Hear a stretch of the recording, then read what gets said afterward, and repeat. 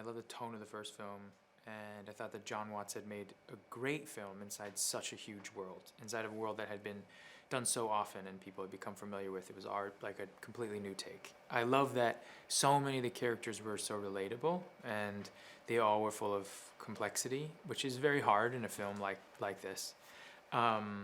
And when he came to me and said, he introduced this idea of Mysterio, I thought, well, isn't he a bad guy playing a villain and this and that? And he said no. And I thought, oh, that's an interesting take. And I just loved his take on Mysterio and his relationship with Peter Parker and Spider-Man, that they team up together and that they're friends, and that they share a similar history, and that's how they get so close so quickly. And I was really in that journey. It was exciting. I didn't realize how intimidating the journey would be, or how big this movie was going to be, until I came on set the first day.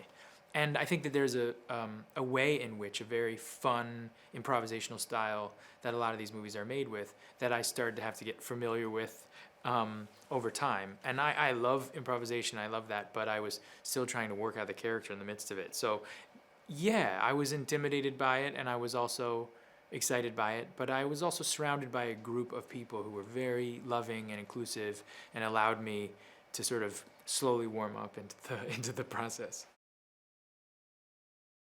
To play Spider-Man is a lot, I would think, for someone, because you are holding a myth within something at the same time trying to make something your own, uniquely.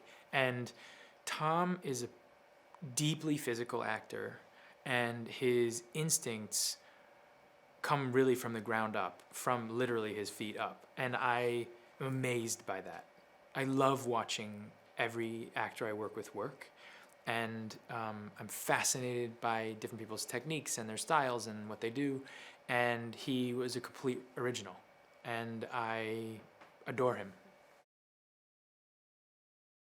In truth, when I first put it on, I was like, is this right? You know, it felt kind of great, but it was also like, is this cool? Like, and then I realized, particularly because the Mysterio costume is full with a lot of, there's a fishbowl helmet, and there's a history of the costume being this way or that way. I think a lot of people were really waiting to see what it would look like, but it is so beautifully crafted and so meticulously done. It's a really work of art. And it was incredible to wear that on my body. It gave me more than half of my character, and a tremendous confidence in this scene in this world. And all of a sudden, everything made sense when I put it on. Well, the elemental creatures, I follow one of the elemental creatures through a rift in the space continuum, and find myself on another Earth, trying to fight this creature. And what I don't know is that they sort of are expanding into different areas all over this Earth, as they did on my Earth. And I lost a lot on my Earth, and sacrificed a lot fighting this one that led me to this Earth. And find Nick Fury in the midst of battling this creature. And then we join up, knowing that we have a somewhat similar group of people on my Earth, but different in a lot of different ways. There are variations on things in this Earth. And I join up and I meet Spider-Man, and we have to fight these creatures as they appear and reappear. I mean, this world he knows so well. And in a lot of ways, he created this world as a character, and then I think also he's been in so many of these movies that it's second nature to Sam. I've actually known him for many years, so it was really wonderful to be able to sit with him in a scene and work with him just a bit.